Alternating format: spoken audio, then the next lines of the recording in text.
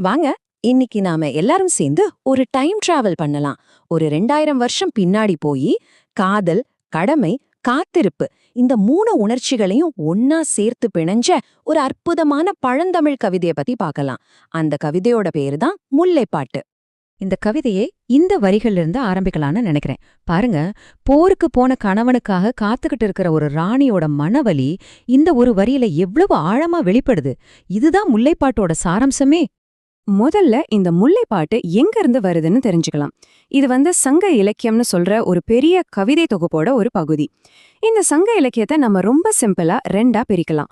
ஒன்னு அகம். அகம்னா காதல், நம்ம மனசுக்குள்ள இருக்கிற உணர்வுகள், இந்த மாதிரி விஷயங்கள். இன்னொன்னு புறம். புறம்னா போர், வீரம், நம்ம பொது வாழ்க்கை. இந்த அகத்துக்கும் புறத்துக்கும் நடக்கிற ஒரு போராட்டம் தான் நாம பார்க்க போற இந்த கவிதையோட உயிரே. நாம பார்க்க போற இந்த கவிதையோட பேரு முல்லைப்பாட்டு. இதுக்கு மல்லிகை பாட்டுன்னு கூட அர்த்தம் சொல்லலாம். வெறும் 103 வரிதான், ஆனா எவ்ளோ சக்தி வாய்ந்த ஒரு பாடல் தெரியுமா? போருக்கு போன அரசன் திரும்பி வருவான்னு காத்துக்கிட்டு இருக்கிற ஒரு ராணியோட கதை இது. சரி வாங்க, இப்போ இந்த கதைக்குள்ள இன்னும் கொஞ்சம் ஆழமா போலாம். முதல்ல ராணியோட உலகத்துல என்ன நடக்குது, அவளோட மனநிலை எப்படி இருக்குன்னு பாப்போம். ஒரு பெரிய 7 மாடி மாளிகையில அந்த ராணி தனியா காத்துக்கிட்டு இருக்கா. அவளோட கணவன், அதாவது அரசன், போருக்கு போகும்போது ஒரு வாக்குறுதி கொடுத்திருக்கான். நான் கார்காலம், அதாவது மழைக்காலம் ஆரம்பிக்கும்போது கண்டிப்பா திரும்பி வந்துடுவேன்னு. இப்போ என்னன்னா, மழையும் ஆரம்பிச்சிருச்சு, ஆனா அவ இன்னும் வரல. அதனால அவளோட துக்கம் நாளுக்கு நாள் அதிகமாயிட்டே போகுது. ராணி இப்படி கவலையா இருக்கிறத பார்த்து அவளோட தோழிகள் என்ன பண்றாங்கன்னா, ஒரு நல்ல சகுனம் கிடைக்குமான்னு பாக்கறதுக்காக ஊர் எல்லைக்கு போறாங்க. அங்க போய் மல்லிகை பூவையும் நெல்லையும் சாமிக்கு வச்சு யாராவது ஏதாவது ஒரு நல்ல வார்த்தை சொல்ல மாட்டாங்களான்னு காத்துக்கிட்டு இருக்காங்க. அப்போ சரியா ஒரு சின்ன இடையர்குல பொண்ணு தொலைஞ்சு போன ஒரு கஞ்சுக்குட்டி கிட்ட, ஏன் கவலைப்படுற, உங்க அம்மா சீக்கிரமா வந்துடுவாங்கன்னு சொல்லி சமாதானப்படுத்துறா. அடடா, இத கேட்டதும் அந்த பெண்களுக்கு ஒரே சந்தோஷம். கண்டிப்பா அரசர் திரும்பி வந்துருவாருன்னு இது ஒரு நல்ல அறிகுறிதான்னு அவங்க எடுத்துக்கிறாங்க.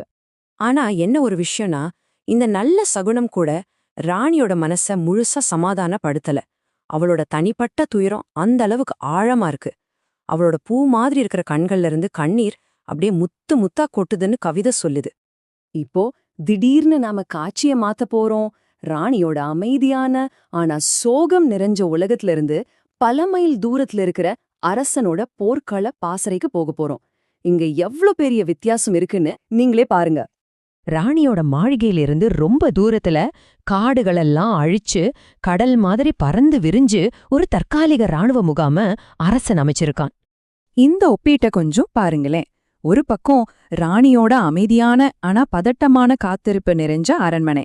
இன்னொரு பக்கம் முள்வேலி போட்டு பாதுகாக்கப்பட்ட ரொம்ப ஒழுக்கமான அரசனோட போர்ப்பாசறை. ரெண்டு உலகத்துக்கும் நடுவுல இருக்கிற வேறுபாடு எவ்ளோ ஆழமா இருக்கு பாத்தீங்களா? இங்க ரொம்பவே சுவாரஸ்யமான ஒரு வரலாற்று குறிப்பு இருக்கு. அந்த பாசறைய காவல் காக்கிறது யார் தெரியுமா? யவன வீரர்கள்னு கவிதை சொல்லுது. இவங்க பெரும்பாலும் கிரீக்கர்களா இல்லனா ரோமானியர்களா இருக்கலான்னு ஆராய்ச்சியாளர்கள் சொல்றாங்க. யோசிச்சு பாருங்க, 2000 வருஷத்துக்கு முன்னாடி தமிழ்நாட்டு போர்க்களத்துல வெளிநாட்டு படை வீரர்கள். இது அப்பவே நமக்கு இருந்த உலகத் தொடர்புகளை காட்டுது இல்லையா? சரி, இப்போ நாம அந்த பெரிய பாசறைக்குள்ள இருந்து நேரா அரசனோட தனிப்பட்ட கூடாரத்துக்குள்ள போகக்கூறோம். அவனோட மனநிலை எப்படி இருக்குன்னு பார்க்கலாம். அரசன் தன்னோட கூடாரத்துல இருக்கான். ஆனா அவனால தூங்கவே முடியல. முந்தின நாள் நடந்த போரை பத்தின நினைவுகள் அவன் மனச போட்டு வாட்டிக்கிட்டு இருக்கு. ஒரு தலைவனோட பொறுப்பு அவனை தூங்க விழாம பண்ணுது.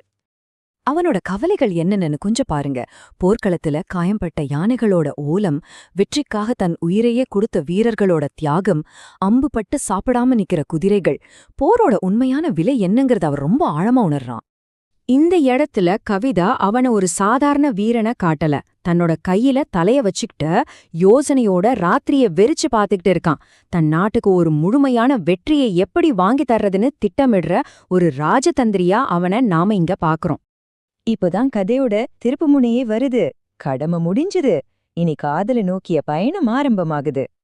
எதிரிகளை தோற்கடிச்சு அவங்க நாட்டை கைப்பற்றின அடுத்த நிமிஷமே அரசன் கொஞ்சம் கூட தாமதிக்கல. உடனே தேரை தயார் பண்ண சொல்லி ராணிய பார்க்க கிளம்புறான். அவன் போற வழியெல்லாம் வெற்றி சங்குகள் முழங்கிக்கிட்டே இருக்கு. இப்போ போர்க்களத்தோட சத்தம் எல்லாம் அடங்கி இயற்கையோட இசை கேட்க ஆரம்பிக்குது. அரசன் தன்னோட ராணியை நோக்கி போற அந்த பாதை மழை பெஞ்ச புத்துயிர் பெற்று ரொம்பவே அழகா இருக்கு.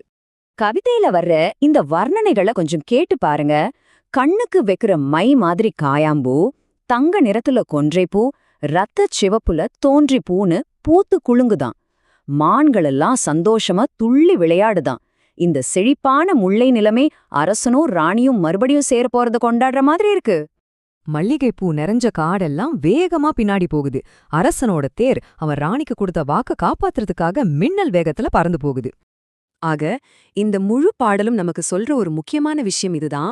அரசனோட புறம், அதாவது அவனோட பொது கடமையும், ராணியோட அகம், அதாவது அவளோட தனிப்பட்ட காதலும் ஒன்னோட ஒன்னு பின்னி பிணைஞ்சது. அது பிரிக்கவே முடியாது. 2 பேரும் அவங்கவங்க கடமைகளையும் வலிகளையும் சுமந்து கடைசில ஒன்னா சேர்றாங்க. இந்த 2000 வருஷம் பழமையான கதை இன்னைக்கும் நமக்கு ஒரு முக்கியமான கேள்வியை விட்டுட்டு போகுது. ஒரு நிமிஷம் யோசிச்சு பாருங்களேன். நாம நம்ம வேலை, சமூகம்னு வெளி உலகத்துக்கான நம்ம கடமைங்களுக்கும், அதே சமயம் நாம நேசிக்கிறவங்களுக்கு கொடுத்த வாக்குறுதிகளுக்கும் நடுவுல எப்படி ஒரு சமநிலையை உருவாக்குறோம்?